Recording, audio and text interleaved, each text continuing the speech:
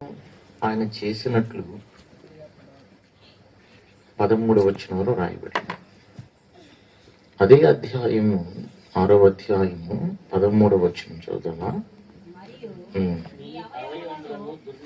మీ అవయవములను దుర్నీతి సాధనములుగా పాపమునకు అప్పగింపకుడి. మీ అవయవములను కింద చెప్పాను కదా, మన శరీరానికి దేవుడు అవయవ నిర్మాణము చేశాడు అని చెప్పాను కదా. అదే 13వ వచనంలో మీ అవయవములు అని రాయబడి, మనకి అవయవ నిర్మాణము ఆయన ఇచ్చాడు.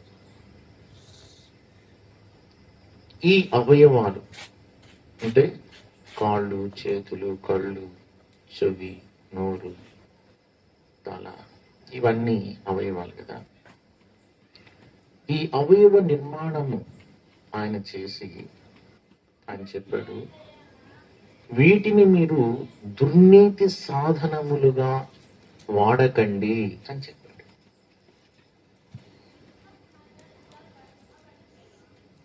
దుర్నీతి సాధనములుగా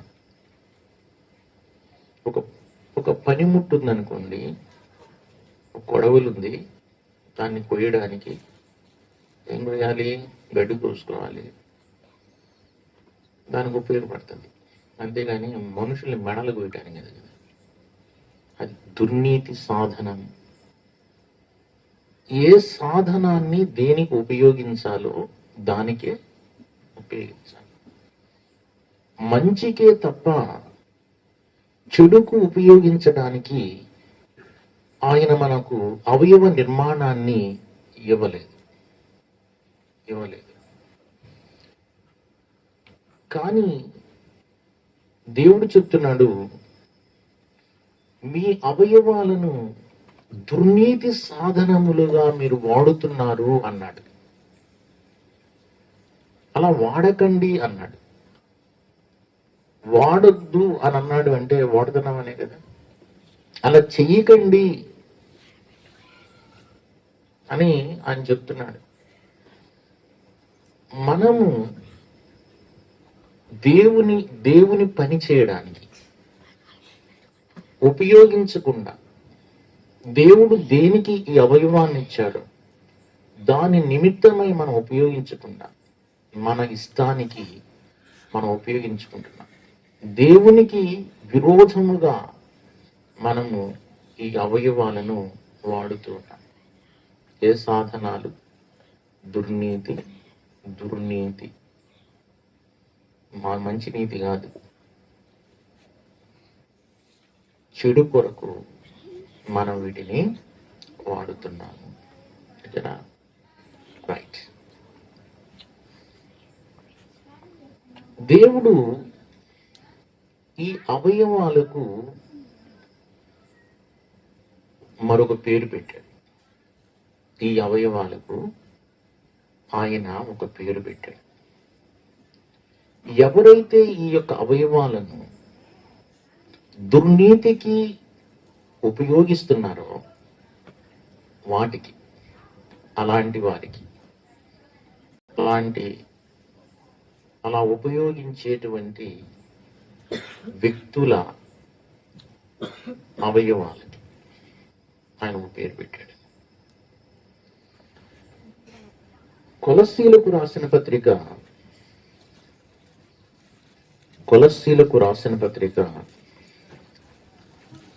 3వ అధ్యాయము, కొలస్సీలకు రాసిన పత్రిక 3వ అధ్యాయము 5వ వచనం.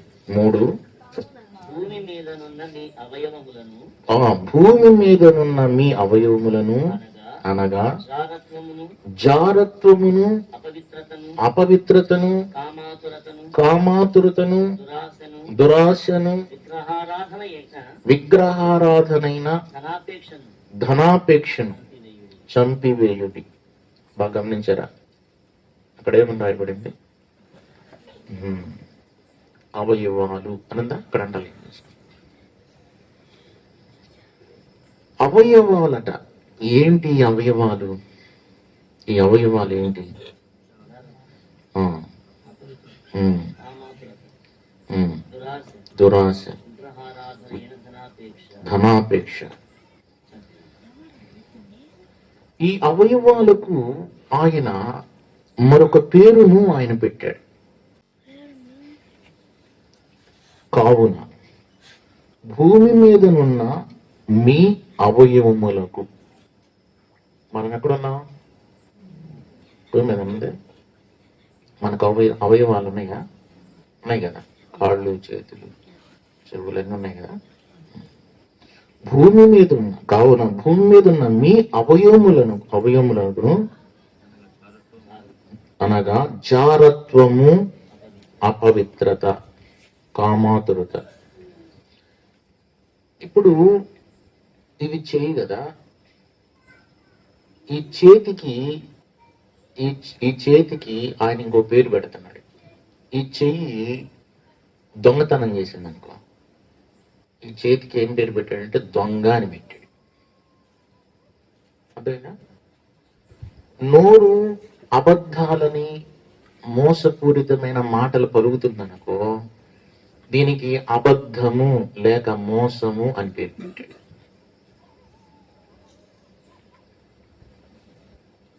ఈ కన్నులు చెడును చూస్తున్నాయి అనుకో, దీనికి మోహము అని పేరు పెట్టాడు. పాయింట్ అర్థమైందా? నేను చెప్తున్న అర్థమవుతుంది కదా. ఇప్పుడు ఇది చెయ్యి కాదు, ఇక ఇదేంటి? దొంగ. కళ్ళు మోహము. అర్థమవుతుంది కదా. అంటే ఆయన మనము ఈ అవయవాలను దేనికి నీవు ఉపయోగిస్తున్నావో ఆయన దానికి, ఆ అవయవానికి ఆ పేరు పెట్టేశాడు. అదన్నమాట. మీ అవయవాలని, మీకు నేను భూమి మీద మీకు అవయవ నిర్మాణం చేశాను కదా. ఈ అవయవ నిర్మాణము నేను పెట్టిన పేర్లు కాకుండా, ఈ చెయ్యి, కాలు, ముక్కు, చెవి అని దేవుడే పెట్టాడు. ఇవి దేవుడు పెట్టిన పేర్లు. ఇవి అవి కాకుండా ఈ కన్నును దేనికోసం నిర్మించానో అది చేయడంలా, చేతిని దేనికోసం నిర్మించానో దాన్ని చేయడంలా, కాలు దేనికోసం నేను కలిగించానో దాన్ని చేయడంలా. అది మీ ఇష్టాలను చేస్తుంది, అది మీ ఇష్టానుసారంగా ప్రవర్తిస్తుంది. నా నీతి క్రియలను ప్రక్కన పెట్టి, నా నీతిని జరిగించవలసిన ఈ చేతులు, నా నీతిని చూడవలసిన ఈ కనులు, నా నీతిని గూర్చి ఆలోచించవలసిన మీ తలంపులు, మీ నడవడిక, మీ ప్రవర్తన, మీ విధి విధానాలు నాకు చాలా వేరుగా ఉన్నాయి. నేను పరిశుద్ధుడును. మీకు అవయవ నిర్మాణాన్ని కూడా నేను పరిశుద్ధంగానే కలిగించాను. నేను నీ తండ్రిని, నేను నీతిమంతుణ్ణి, నీతిమంతమైన నిర్మాణాన్ని నేను మీకు ఇచ్చాను. కానీ నాకు విభిన్నంగా ప్రవర్తిస్తున్నారు. అందుకని వాటికి ఆయన పేర్లను మార్చేశాడు. ఆయన పవిత్రమైన పేర్లను ఆయన తొలగించి, ఈ లోకములో ఉన్న ఆశలున్నవే, వాటన్నిటిని మన అవయవాల ద్వారా నెరవేరుస్తున్నామే, వాటికి అవయవాలకు ఆ బోర్డు తగిలిచ్చేసాడు. అలాగూ ఆయన పేర్లు పెట్టేసి ఆయన అన్నాడు, నేను మీకు మంచి జీవితాన్ని ఇస్తే, ఇలాంటి దుర్మార్గమైన జీవితాన్ని కలిగి ఉండి మీరేమైపోయారంటే, మీ బ్రతుకులు, మీ జీవితాలు కుంటితనంగా మారిపోయాయి.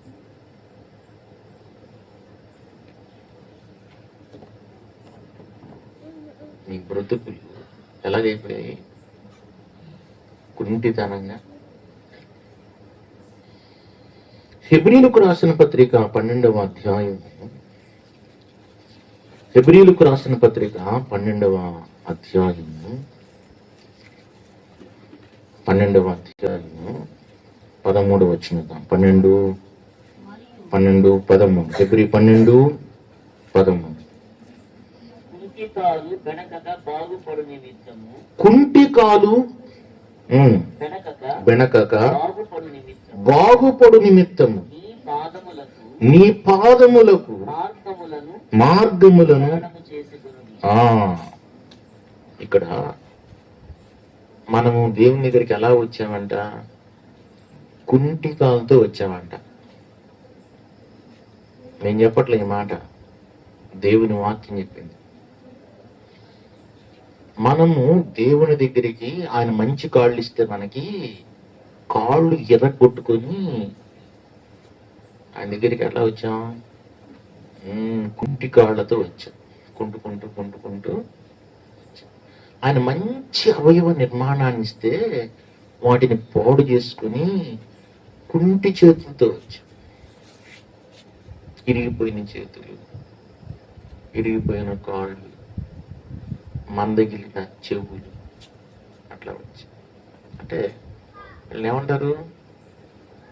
వికలాంగులకి పెన్షన్ ఇవ్వకూడదు అంతేనా? ఇప్పుడు కాలు ఒక్కటి ఇరిగి తీస్తారా? మరి కాలు ఒక్కదానికి నిచ్చేదంటారా? చెయ్యి లేకపోయినా ఇస్తారు, కాలు లేకపోయినా ఇస్తారు, వినపడకపోయినా ఇస్తారు, మూగిగా ఉన్నా ఇస్తారు. అవునా? ఎలా వచ్చా? అన్నిటిని ఎరగొట్టుకొని ఆయన దగ్గర వచ్చి అందరం, నేను కూడా ఆయన మంచి అవయవ నిర్మాణాన్ని ఇస్తే అందరూ, నేను భక్తుణ్ణి అని పిలువబడుతున్న వాళ్ళందరూ ఇంతకు ముందు వాళ్ళు ఎవరంటే వాళ్ళంత కుంటోళ్ళే. అద్భుతం ఎప్పుడు మాట. భక్తులందరూ, మీ చాలా మంది పాస్టర్లు తెలుసు కదా, చాలా మంది పాస్టర్లు తెలియదు మీకు? చాలా మంది పాస్టర్లు తెలుసు.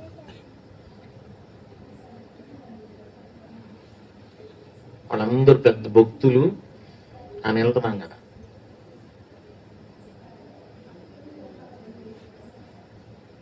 ఆ భక్తులు కూడా ఎవరు? కుంటి కాళ్లతో వచ్చిన వాళ్ళు. ఆయన అన్నాడు, ఇలా నేను మంచి అవయవ నిర్మాణాన్ని మీరు ఇస్తే కుంటి కాళ్ళతో మీరు నా దగ్గరికి వచ్చారు, నేను మిమ్మలను బాగు చేయడానికి ఇష్టపడుతున్నాను. ఒకసారి ఇరిగిపోయిన కాలు మరలా సడలకుండా చూసుకోవాలి. ఒకసారి కాలు ఇరిగితే అది మరలా అతుక్కోవడము కష్టం. ఒకసారి ఇరిగింది, దాన్ని నేను సరి చేస్తున్నా.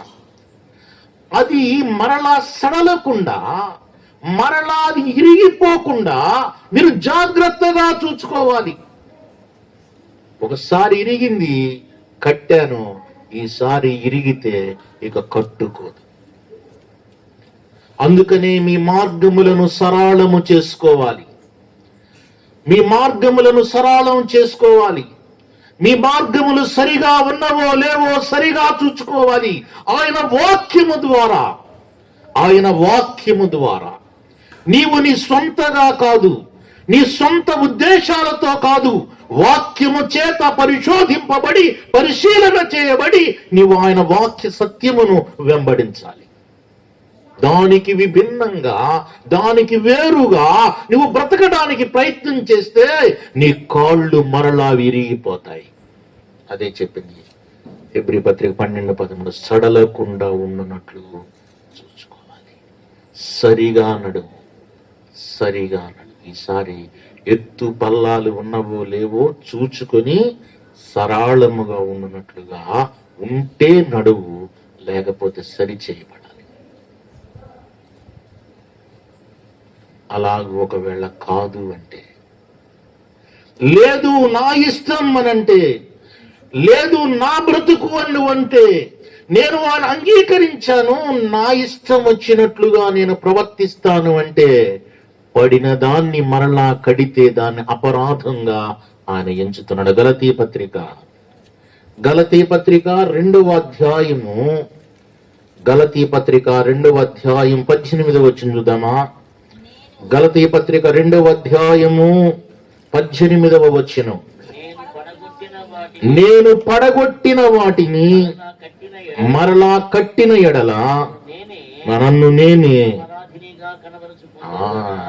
నేనే అపరాధిగా కనపరుచుకుంటా. పడగొట్టిన దాన్ని, నేను దేనినైతే కాదన్నానో, నేను దేనినైతే వద్దు అన్నానో దానిని నేను మరలా కట్టడానికి నేను పూనుకుంటే నేను అపరాధినైపోతాను. మీకు అర్థమయ్యేటట్టు చెప్తాను. ఇది ధర్మశాస్త్ర సంబంధమైనది, కానీ మీకు అర్థమైన కోణంలో చెప్తాను. మీరు ఒకసారి పాపంలో పడిపోయారు, మీరు ఒప్పుకున్నారు, ఆయన సన్నిధికి వచ్చారు. ప్రభువా నన్ను క్షమించు నాయన, నేను తప్పు చేశాను, నా దోషాన్ని క్షమించు ప్రభువా, నేను ఎన్నడూ దొంగతనం చేయను, వ్యభిచారం చేయను, త్రాగను అని ఒప్పుకున్నారు కదా. అంటే ఏంటి? మీ పాపమును పడగొట్టేశారు. పాపం అనే గోడ కట్టబడింది, దాన్ని పడగొట్టావు. ఒప్పుకున్నావుగా, పడగొట్టేసావుగా, బాప్తిసం పొందావుగా. మళ్ళీ ఏం చేస్తున్నావు అంటే అదే పాపాన్ని చేస్తున్నావు, మళ్ళా కడుతున్నావు. దేనినైతే పడగొట్టావో, ఏదైతే కాదు అన్నావో, ఏదైతే నాకు అక్కరలేదు అన్నావో, దేనినైతే చీ అని చీ కొట్టావో, దాని దగ్గరికి మరలా నువ్వు వెళ్ళావు కదా. దాని దగ్గరికి వెళ్ళి మరలా నువ్వు కడుతున్నావు అంటే అది నీకు అపరాధము అన్నాడు ఆయన. అది నీకు అపరాధం. పడిన దాన్ని మళ్ళా కడుతున్నావంటే అది నీకు అపరాధం. అలాగు నువ్వు కడితే అది నీకు అపరాధముగా మిగిలిపోతుంది. కనుక నీ యొక్క జీవితము మరలా కట్టబడము కష్టము అన్నాడు. హెబ్రీయులకు రాసిన పత్రిక ముగించేస్తున్నాను, 6వ అధ్యాయం 4వ వచనం. హెబ్రీ పత్రిక 6వ అధ్యాయము 4వ వచనం చూద్దామా? 6వ అధ్యాయం 4వ వచనం. హెబ్రీ.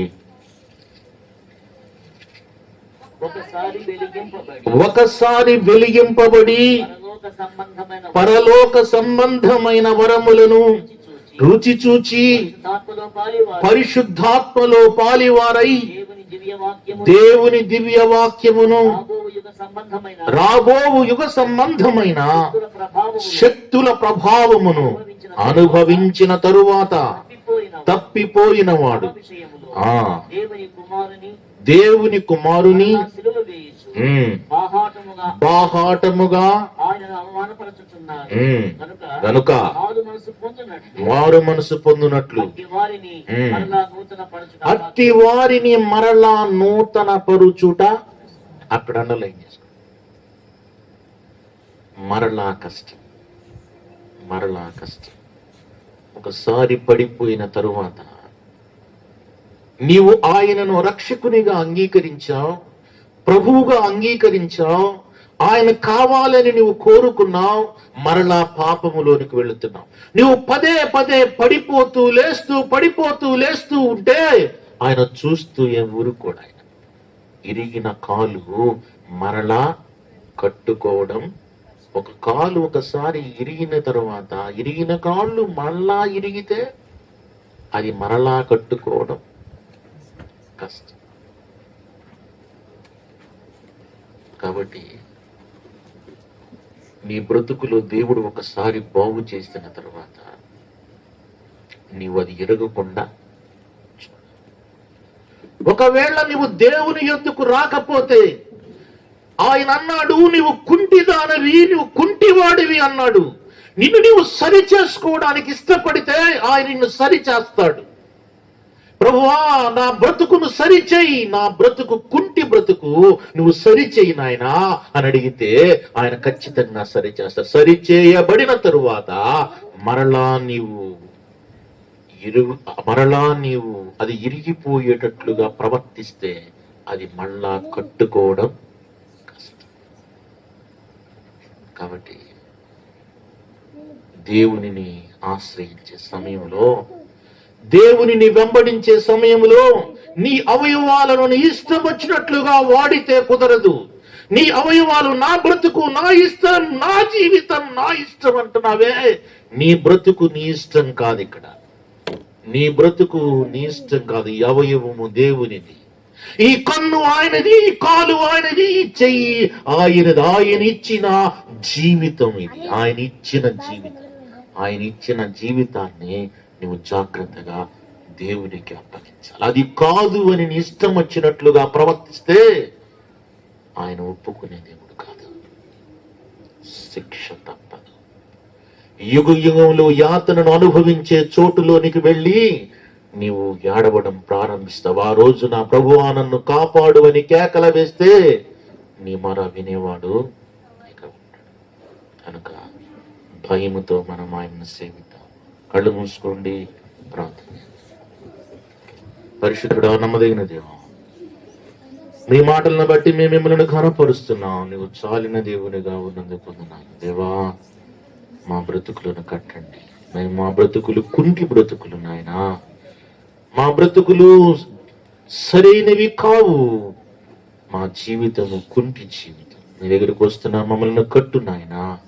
సరళమైన మార్గములో మేము నడుచున్నట్లుగా మమ్మలను చేయి నాయనా. సరళమైన మార్గములో మేము తిరుగునట్లు మీరు సహాయం చేయండి నాయనా. మేము మా ఇష్టం వచ్చినట్లుగా ప్రవర్తించకుండా నీ ఎదుట మేము భయపడి వణుకుతూ మిమ్మల్ని ఆరాధించగలిగిన భాగ్యము దయచేయమని ప్రార్థిస్తూ చేసి అడుగుచున్నాను తండ్రి. ఆమేన్.